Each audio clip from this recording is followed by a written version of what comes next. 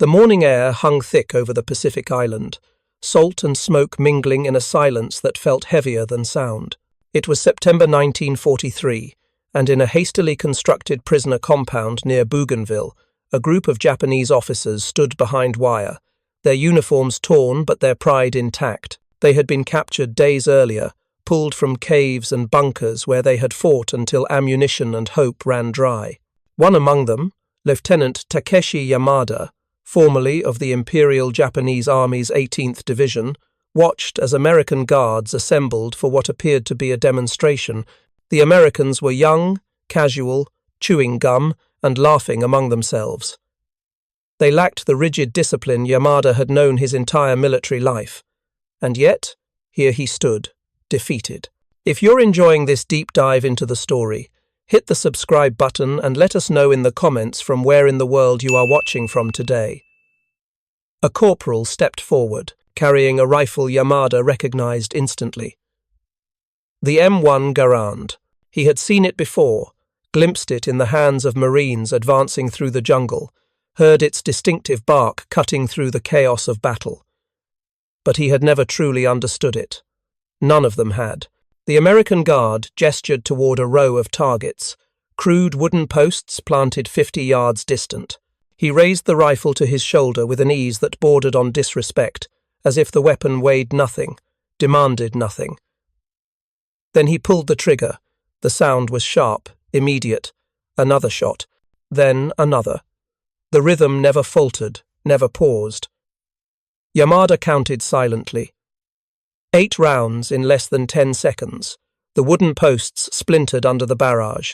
The guard lowered his rifle, the metallic ping of an empty clip echoing across the compound as it ejected. He smiled, inserted another clip from his belt, and the firing resumed. Beside Yamada, Captain Hideaki Fujimoto muttered something under his breath. His voice carried the weight of a man watching his worldview crack. 15 rounds, Yamada said quietly, still counting. 15 rounds in less than 20 seconds. Fujimoto turned to face him, his expression dark. And how many could we fire in 20 seconds? Yamada knew the answer. Every Japanese soldier knew it. With their Type 99 rifles, bolt-action rifles built with precision and pride, a well-trained marksman might fire 5 rounds in 20 seconds if he moved quickly. Perhaps 6 if he sacrificed accuracy. But 15? Impossible. The demonstration continued.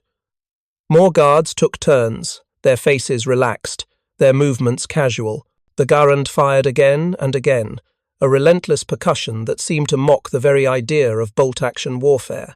Yamada watched the Americans reload, their hands moving with practiced efficiency, inserting the en-bloc clips from above in a motion so simple it looked theatrical. He remembered his own rifle training, the ritual of it. The Type 99 was a beautiful weapon, its action smooth, its accuracy legendary among those who understood craftsmanship. To load it required discipline, opening the bolt, inserting 5 rounds from a stripper clip, closing the action with care. It was a process that demanded respect, that honored the weapon and the warrior who carried it. But watching the Americans, Yamada realized something that made his stomach tighten. War did not honor ritual. War honored speed. That evening, as the tropical sun bled orange across the horizon, the Japanese officers gathered in their barracks. The conversation was subdued, careful. They were still soldiers, still bound by hierarchy and decorum. But beneath the formal language, something raw stirred. They call it a semi-automatic rifle, Fujimoto said, his voice measured. 1 trigger pull, 1 shot, but no bolt to operate between rounds. A younger officer, Lieutenant Kenji Sato, shook his head. It cannot be reliable. Automation means complexity. Complexity means failure. Yamada said nothing. He had heard this reasoning before, had believed it himself. Japanese military doctrine prized simplicity in personal weapons. The Type 99 was rugged, nearly indestructible. It could survive mud, rain, and neglect. Its bolt-action mechanism was a proven design, refined over decades. When it fired true. but the Garand had fired 15 rounds in 20 seconds, and from what Yamada had seen in battle, it did not fail. Another officer spoke, his tone defensive. "Our rifles are superior in accuracy. The Americans spray bullets like children with fireworks. We aim, we conserve ammunition, we kill with precision." It was a comforting thought, and perhaps, in certain circumstances, it held truth. Japanese marksmanship training was extensive. Soldiers were taught to make every shot count, to respect the scarcity of resources. The Type 99, with its 5-round magazine, enforced that discipline. But Yamada remembered the jungle. He remembered, advancing through thick undergrowth, his unit moving cautiously, every man scanning for the enemy. And then the shooting had started. Not the measured crack of rifle fire he expected, but a storm, a continuous, hammering assault that seemed to come from everywhere at once. His men had tried to return fire, working their bolts frantically, but by the time they chambered a second round, 10 more American bullets had torn through the foliage. At the time, Yamada had assumed they were facing machine gun nests, multiple gunners, coordinating fire. Only later, when the Americans overran their position, did he see the truth. Just riflemen, each one carrying a Garand, each one capable of sustained fire that no bolt-action rifle could match. "They do not spray," Yamada said quietly. He looked up, meeting the eyes of his fellow officers. "They do not need to. The rifle fires as fast as they can aim, and they aim fast enough." Fujimoto's jaw tightened. "You can sound as if you admire them." Yamada shook his head. "I do not admire. I acknowledge. There is a difference." But even as he spoke, he knew it was more than acknowledgement. It was the beginning of a reckoning. For years, Japanese military philosophy had emphasized the superiority of the warrior spirit, the triumph of will and discipline over material advantage. They had been taught that American soldiers were soft, undisciplined, reliant on technology because they lacked the fortitude for true combat. Yet here, in this compound, watching those casual young men fire their rifles with effortless efficiency, Yamada felt the foundations of that belief begin to crumble. The Garand was not a crutch for weakness. It was a tool that amplified strength, and the Americans wielded it with a confidence born not of arrogance, but of experience. That night, Yamada lay on his cot, staring at the ceiling. He thought of his own Type 99, lost somewhere in the jungle when he was captured. It had been a fine rifle, reliable and accurate. He had cared for it meticulously, cleaning it after every engagement, treating it with the reverence it deserved. But if he were honest with himself, he had to admit something painful. In a firefight, when seconds meant the difference between survival and death, his rifle had demanded too much from him. Every shot required him to break his sight picture, operate the bolt, reacquire his target. In that span of time, an American with a Garand could fire 4 times. The mathematics were brutal. In a 1-minute firefight, a Japanese soldier with a Type 99 might fire 10 to 12 aimed shots. An American with an M1 Garand could fire 40 to 50. Even accounting for equal marksmanship, even assuming both sides hit their targets at the same rate, the disparity was overwhelming. And this was not theoretical. Yamada had lived it. He had watched his men fall, had heard their desperate shouts as they tried to match the volume of fire coming at them. He had seen the confusion in their eyes, the moment when training gave way to panic, when the orderly discipline of bolt-action warfare collapsed under the weight of semi-automatic firepower. The next morning, the Americans held another demonstration. This time, they brought out a Japanese Type 99 rifle, likely captured from the battlefield. They handed it to one of their own men, a sergeant who examined it with genuine interest. He worked the bolt several times, nodding appreciatively. "Good action," he said to his comrades. "Smooth." Then came the comparison. Side by side, the sergeant with the Type 99 and a private with the Garand fired at targets. Both men were competent marksmen, both hit their marks, but the difference was stark. By the time the sergeant had fired his 5 rounds and paused to reload, the private with the Garand had emptied 2 full clips, 16 rounds, and was halfway through a third. The Japanese officers watched in silence. No one spoke, no one needed to. Demonstration had not been cruel, not been designed to humiliate. It had simply been factual. And facts, Yamada was learning, could be more devastating than any insult. Later, a guard approached the fence and spoke to Yamada in broken Japanese.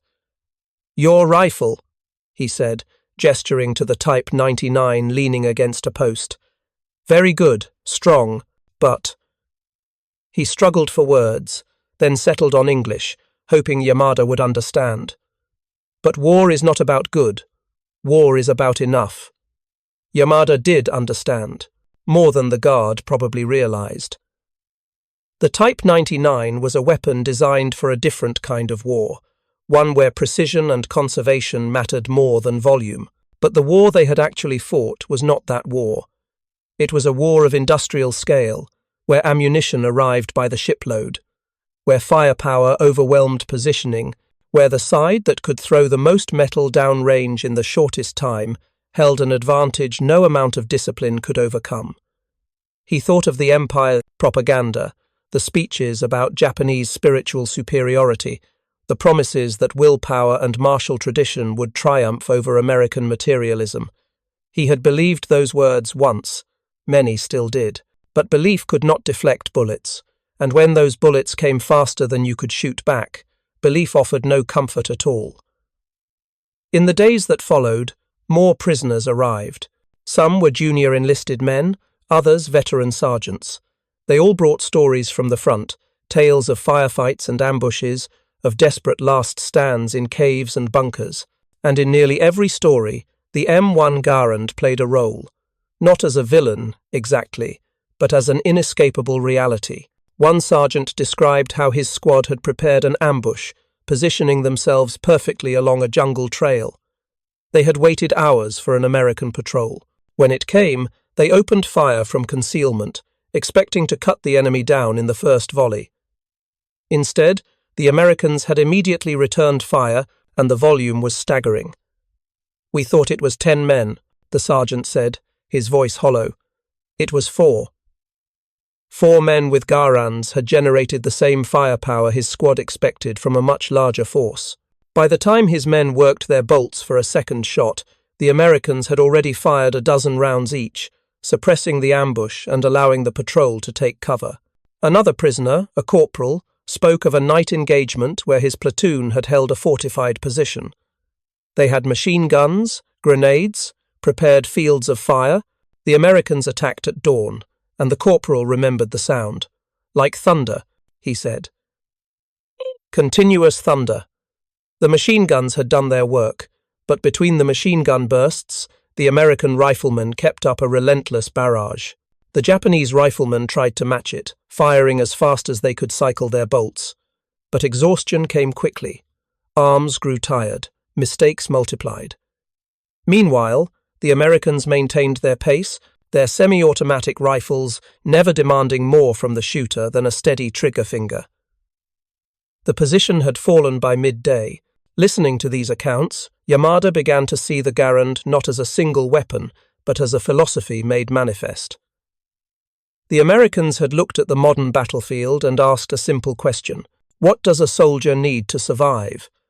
And the answer they arrived at was not elegance or tradition or mechanical purity. It was firepower that could be sustained without breaking the soldier who wielded it. The Type 99 required strength and training. A soldier had to be physically capable of operating the bolt quickly, had to maintain focus and technique under fire. The Garand demanded less of the individual and delivered more as a result. It did not ask for perfection. It asked only for competence. And in a war where soldiers were drafted from farms and factories, where training time was measured in weeks rather than years, that difference mattered immensely. Yamada found himself thinking about the men he had commanded, the young conscripts who had arrived at his unit with barely enough training to hold a rifle properly. He had drilled them endlessly on bolt manipulation, on breathing, on sight alignment. Some had learned quickly. Others had struggled, their hands clumsy under stress, their movements hesitant. But all of them would have been more effective with a Garand. The rifle would have compensated for their inexperience, would have made them dangerous even before they became skilled. It was a humbling realization. The weapon that Japanese doctrine dismissed as overly complex and unnecessary was actually simpler to use in combat. Pull trigger, rifle fires. Pull trigger again, rifle fires again. No interruption in aim. No physical effort beyond the trigger pull itself. A child could understand it, and in the chaos of battle, simplicity was survival. One afternoon, Fujimoto approached Yamada as he sat near the fence, watching clouds drift across the sky. The captain settled beside him, his expression thoughtful. "I have been doing calculations," Fujimoto said. Yamada waited. In 1 minute of combat, assuming perfect conditions, a soldier with a Type 99 can fire approximately 15 rounds. 3 clips, 5 rounds each. This assumes rapid but controlled fire. "And the Garand?" Yamada asked, though he already knew. 40 rounds, 5 clips, 8 rounds each, possibly 50 if the soldier is well trained. Fujimoto paused. "That is nearly 3 times our rate of fire." 3 times? Yamada repeated. "Yes. And if we assume both sides have equal marksmanship, equal training, equal positioning, then they kill 3 of us for every one of them we kill." Yamada finished. The 2 men sat in silence. Around them, the compound hummed with the quiet activity of captivity. Guards walked their rounds. Prisoners moved between barracks. Somewhere, a radio played American music, strange and alien to Yamada's ears. "We were told," Fujimoto said finally, his voice barely above a whisper, "that our spirit would overcome their machines, that our discipline would triumph over their chaos. That one Japanese soldier was worth 10 Americans." Yamada nodded. He had heard the same speeches, had repeated them to his own men. "We were told many things." If you find this story engaging, please take a moment to subscribe and enable notifications. It helps us continue producing in-depth content like this. The sun was setting again, painting the sky in shades of red and gold. Yamada thought of home, of Japan, of the millions who still believed the war could be won through sheer determination. He wondered how many more would die before they learned what he had learned here, behind this wire fence, watching American soldiers casually demonstrate a truth that doctrine refused to acknowledge. The Garand was not just a rifle, it was evidence. Evidence that the war had changed. Evidence that firepower mattered more than philosophy. Evidence that the side which could adapt, which could embrace new ways of killing, held an advantage that courage alone could not overcome. And perhaps most damning of all, it was evidence that the Americans had understood this long before Japan did. While the empire clung to its bolt-action traditions, celebrating the purity of its designs, the United States had been quietly, methodically, arming its soldiers with a weapon that would redefine infantry combat. Yamada stood, dusting off his tattered uniform.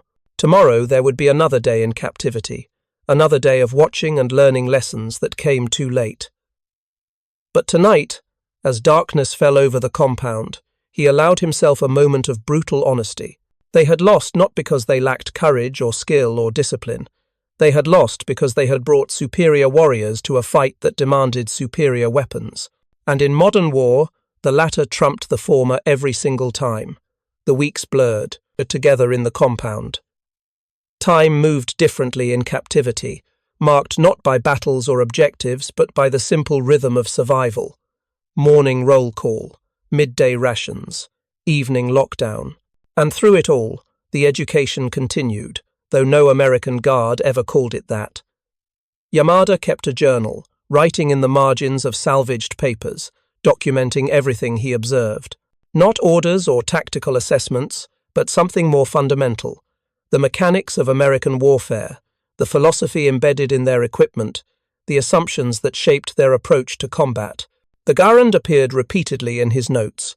He sketched its profile from memory, labeled its components in careful Japanese script. He calculated its advantages in different scenarios: jungle ambush, open field engagement, urban combat, house clearing. In every situation, the mathematics favored the semi-automatic design, but Yamada's analysis went deeper than numbers. He began to understand that the Garand represented something larger than firepower. It represented a fundamentally different answer to the question of what a soldier should be. Japanese military tradition emphasized the individual warrior. A soldier was expected to master his weapon through endless repetition, to become one with his rifle through discipline and spiritual refinement. The Type 99 demanded this mastery. Its bolt action required technique, timing, physical strength. A poorly trained soldier would struggle with it. An expert could make it sing. The Garand, by contrast, seemed designed to make every soldier an expert. It removed the physical demands of bolt operation, the need for perfect timing, the penalty for imperfect technique. A recruit with 2 weeks of training could achieve results that would take months to develop with a bolt-action rifle. The weapon compensated for human limitation rather than demanding human perfection. To Yamada, raised in a culture that celebrated mastery and sacrifice, this felt termination, almost like cheating, but he could not deny its effectiveness. And effectiveness, he was learning, mattered more than honor when the bullets started flying. A new group of prisoners arrived in late September, survivors of a particularly brutal engagement on the northern coast. Among them was Major Ichiro Tanaka, a career officer whose unit had held a strategic ridge for 3 days before being overwhelmed. Tanaka carried himself with rigid formality despite his wounds and exhaustion, but his eyes held something Yamada recognized. The look of a man who had seen his certainties shattered. That evening, Tanaka joined the officers' gathering in the barracks. The conversation turned, as it always did, to the war, to what went wrong, to why defeat had come despite courage, despite discipline, despite every advantage Japanese doctrine promised. "We held the high ground," Tanaka said, his voice flat. "Perfect defensive position, clear fields of fire, machine guns covering the approaches. My men were veterans, good shooters, disciplined under fire." He paused, staring at nothing. "The Americans came at dawn. We engaged at 200 meters, maximum effective range for our rifles. We expected to cut them down before they reached cover." Yamada leaned forward. "What happened?" "They did not seek cover," Tanaka said. "They advanced and fired simultaneously. Every man, continuous fire. My soldiers worked their bolts as fast as they could, but—" He made a helpless gesture. It was like trying to empty the ocean with a bucket. "For every round we fired, they fired 10. Another officer objected. "But surely your machine guns—" "Yes," Tanaka interrupted. "Our machine guns did their work, but between the machine gun positions, the Americans maintained fire with their rifles alone. Fire that pinned my men down, that kept them from moving to reinforce, that suppressed our ability to maneuver." He looked around the barracks, meeting each officer's eyes.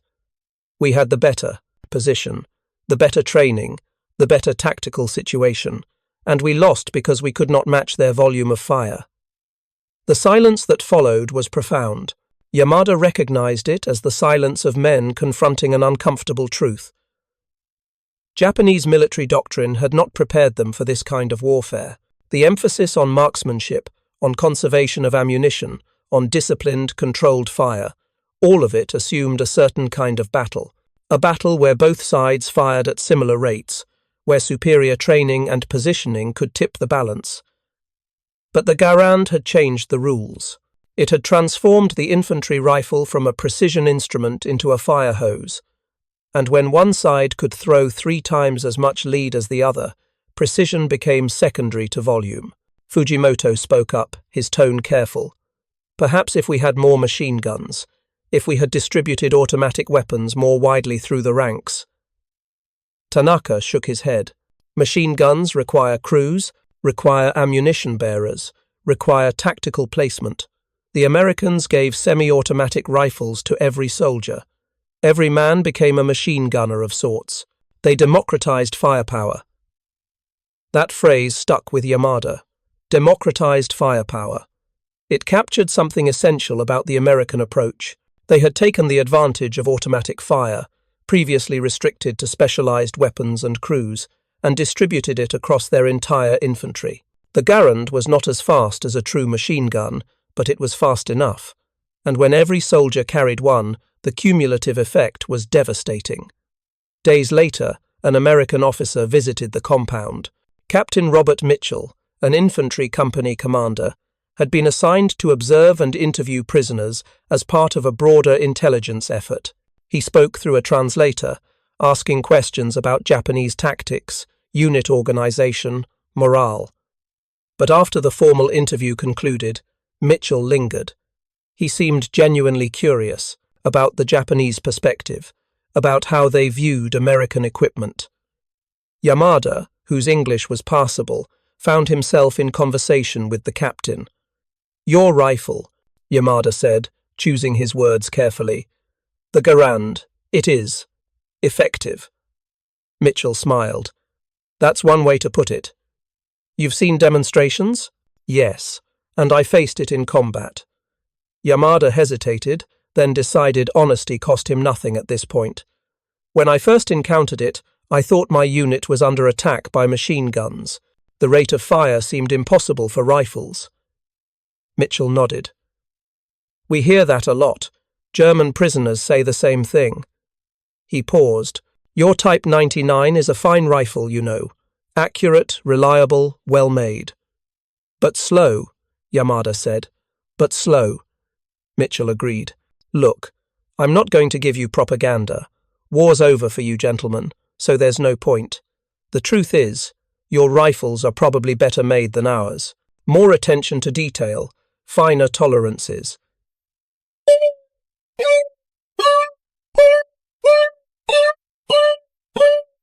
Fighting a war where each shot had to count, where ammunition was scarce and precision was everything, the Type 99 would probably be the better weapon.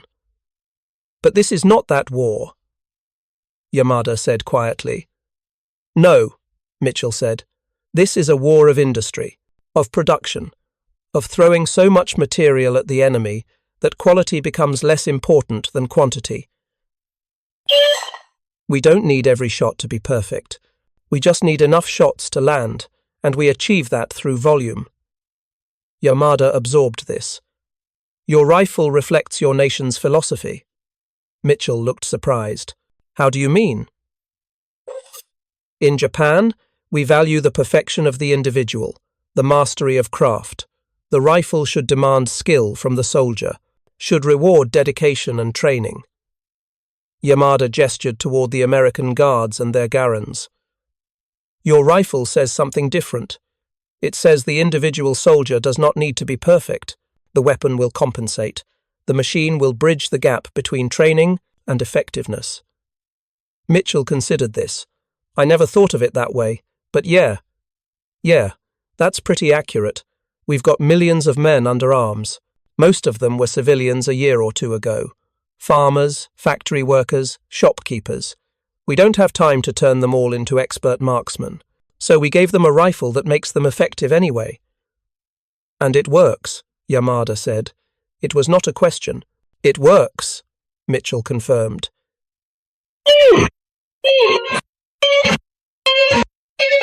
He looked at Yamada thoughtfully. "You know what Patton said about the Garand, called it the greatest battle implement ever devised. I think that's overstating it. It's just a rifle.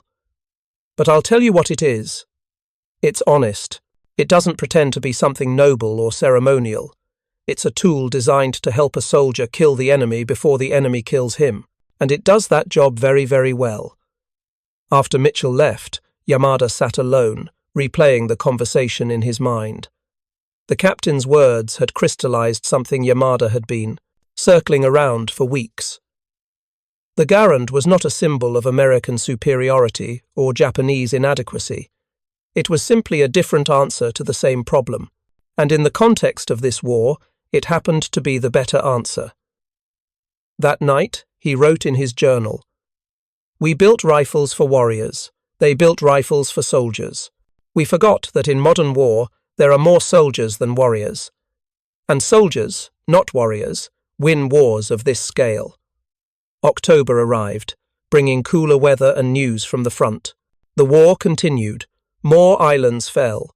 More Japanese positions were overrun. Each new group of prisoners brought the same stories, the same desperate firefights where courage and discipline proved insufficient against overwhelming firepower. And always, the Garand. It appeared in every account like a refrain in a dark song, the rifle that never seemed to stop firing, the rifle that turned every American infantryman into a force multiplier, the rifle that made Japanese tactical advantages evaporate under a storm of lead. One evening, a young lieutenant named Hiro Kobayashi approached Yamada. Kobayashi had been captured only days earlier, his uniform still stained with jungle mud. "Sir," he said, using the honorific despite their shared captivity, "I heard you have studied their weapons, the American rifle." "I have observed," Yamada said carefully. "I would not claim expertise. But you understand how it works? Why it is so effective?" Yamada nodded. "Sit. I will explain." Over the next hour, Yamada shared everything he had learned. The mechanics of the Garand's gas-operated system, the unblock clip that allowed rapid reloading, the semi-automatic action that eliminated bolt manipulation, the rate of fire advantage, the psychological impact of sustained fire. Kobayashi listened intently, occasionally asking questions. When Yamada finished, the young officer sat in silence for a long moment. "So we could never win," he finally said. "Not with our rifles, against theirs." "No," Yamada said gently. "Not never. But the odds were against us from the start. And those odds worsened with every engagement. They learned our tactics. We could not match their firepower. Victory became statistically improbable." "Then what was the point?" Kobayashi's voice cracked slightly. "What was the point of fighting so hard? Of dying so bravely, if we were always going to lose?" Yamada did not have a good answer. The question haunted him too. He thought of the men under his command, the soldiers who had followed orders unto death, who had charged into American fire with bayonets fixed, who had held impossible positions because duty demanded it. Their courage had been real, their sacrifice had been genuine. But courage and sacrifice could not stop bullets, could not overcome the mathematics of sustained fire. "Perhaps," Yamada said slowly, "there was no point. Perhaps we were sent to fight a war that could not be won with the tools we were given. Perhaps our leaders did not understand what we would face. Or perhaps," he thought but did not say, "they understood perfectly, and sent soldiers anyway, sent them with inferior weapons and superior rhetoric, sent them to die bravely rather than survive effectively." The thought was close to treason, even here in captivity. But Yamada could not shake it. As October gave way to November, the compound population swelled. More prisoners arrived every week, refugees from battles across the Pacific. And with each new group, Yamada conducted informal interviews, gathering data about their experiences with American firepower. The pattern was consistent. Japanese units would prepare defensive positions, often with considerable skill and tactical sophistication. They would possess advantages in terrain, in preparation time, in defensive fortifications. And still, they would be overwhelmed by the sheer volume of American fire. One sergeant described a night ambush where his squad had perfect surprise, had opened fire from concealment at close range. "We killed 3 of them in the first volley," he said. "But then they returned fire, and it was like a wall of bullets. We emptied our magazines and had to reload. They just kept firing. By the time we got our second volley off, the survivors had taken cover and were directing accurate fire at our positions. We never regained the initiative." Another prisoner, a corporal, spoke of a daylight engagement where his platoon had outnumbered the Americans 3-1. "We should have won," he insisted. "We had more men, better positions, the element of surprise. But their rate of fire, it equalized the numbers. 3 of us could not shoot faster than 1 of them, and when both sides are shooting at each other, the side that shoots more wins. It was this last observation that Yamada found most damning, the simple, brutal truth that in modern infantry combat, volume of fire mattered more than almost any other factor.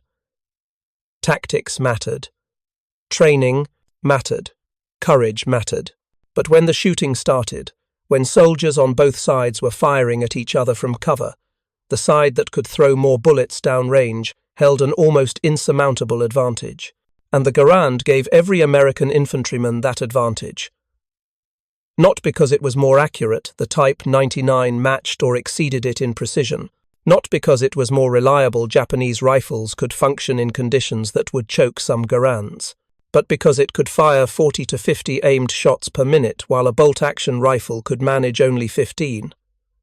By December, Yamada had filled 3 improvised journals with observations and calculations.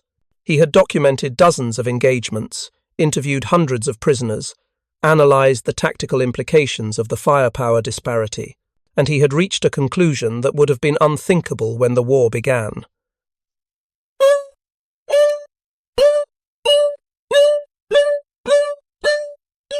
Japan had lost the infantry rifle race decades earlier and had never known it. While other nations experimented with semi-automatic designs, Japan had refined its bolt-action rifles to perfection, and that perfection had become a cage. The Type 99 was so good at what it did that no one questioned whether what it did was enough. No one asked whether the modern battlefield demanded something more, until it was too late, until Japanese soldiers were dying by the thousands, overwhelmed by American firepower, their courage and training insufficient against an enemy who could simply shoot faster. The Americans had not won because they were better warriors. They had won because they had asked better questions about what warfare required. One cold December evening, as 1943 drew to a close, Yamada stood at the compound fence, watching the sun set over the Pacific. Somewhere beyond that horizon was Japan, was home, was a nation still convinced it could win through spirit and sacrifice. He wondered if they would ever understand what he had learned here. Probably not. Understanding came too late in war. Always too late. Behind him, footsteps approached. Fujimoto joined him at the fence, both men silent for a long moment. "Do you think," Fujimoto finally asked, "that if we had rifles like theirs, the war would have gone differently?" Yamada considered this carefully. Perhaps. If we had semi-automatic rifles from the beginning, if our soldiers had been equipped for the kind of war we actually fought, rather than the kind of war our doctrine imagined, yes, perhaps things would have been different. "But we did not," Fujimoto said. "We went to war with the weapons we had, not the weapons we needed. We went to war with the weapons our philosophy allowed us to imagine," Yamada corrected. The Garand was not magic. It was engineering. The Americans simply asked what would make a soldier more effective and built that weapon. We asked what would make a warrior more noble and built that weapon instead. And warriors lost to soldiers, Fujimoto said bitterly. Yes, because this was a soldier's war, a war of mass armies and industrial production and pragmatic effectiveness. Warriors had no place in it except to die beautifully. And beauty does not stop bullets. They stood together in the gathering darkness, 2 officers who had believed in the righteousness of their cause, the superiority of their training, the inevitability of their victory. Men who had learned, too late and at great cost, that belief could not overcome mathematics.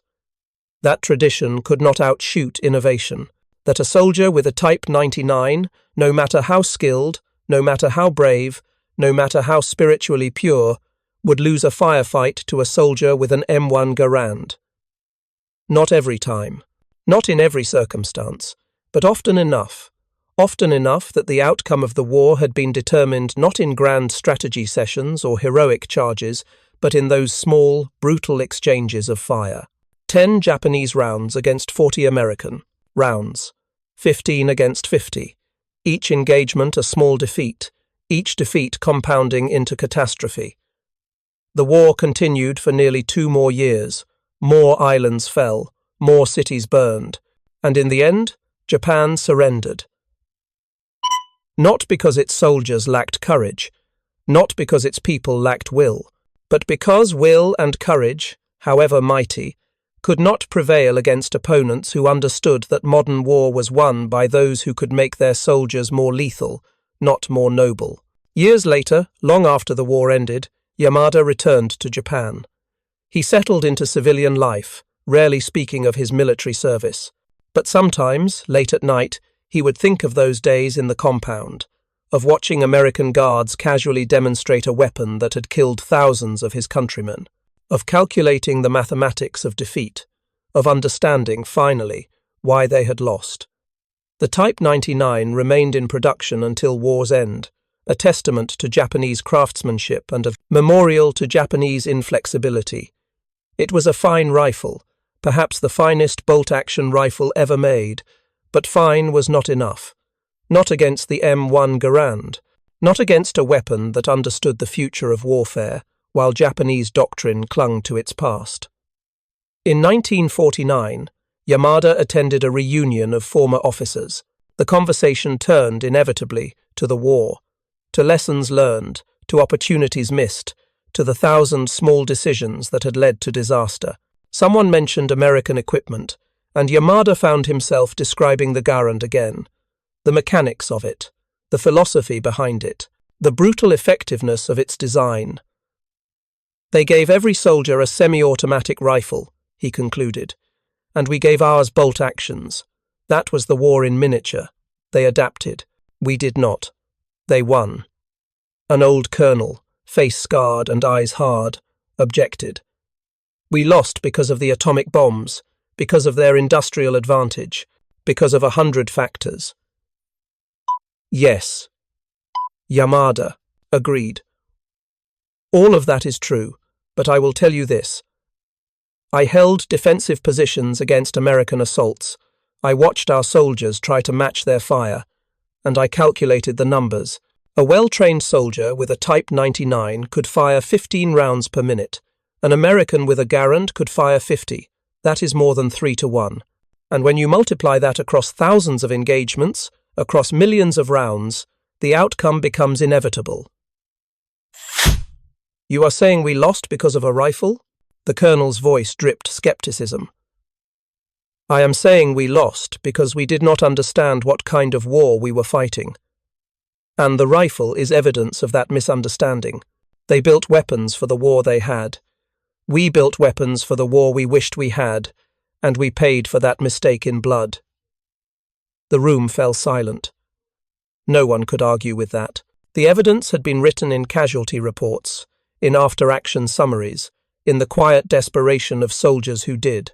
Everything right and still lost because they brought inadequate tools to an industrial fight. Thank you for watching. For more detailed historical breakdowns, check out the other videos on your screen now and don't forget to subscribe. In the end, the M1 Garand proved what Yamada had understood that day in the compound. That modern warfare was not about honor or tradition or the perfection of martial arts. It was about effectiveness, about giving your soldiers every possible advantage, about designing weapons not for how war should be fought, but for how it actually was fought. The Americans understood this. They built the Garand not to be beautiful or traditional or spiritually elevating, but to help a 19-year-old farm boy from Iowa survive long enough to get home. And in that pragmatic, unsentimental goal, they created a weapon that changed infantry combat forever. The Type 99 remained a superior rifle by many metrics, more accurate at extreme range, better crafted, more elegant in its simplicity. But war did not care about elegance. War cared about who could shoot faster, reload faster, kill faster. And by those metrics, the metrics that actually mattered when bullets flew and men died, the Garand was not just superior, it was revolutionary. It was the future, a future that Japan's bolt-action philosophy could not imagine and therefore could not defeat. And so Japanese soldiers died bravely, courageously, honorably. But they died nonetheless, killed by men who carried a rifle that understood a simple truth. In modern war, the side that shoots 3 times as fast does not need to be 3 times as brave. They just need to keep pulling the trigger.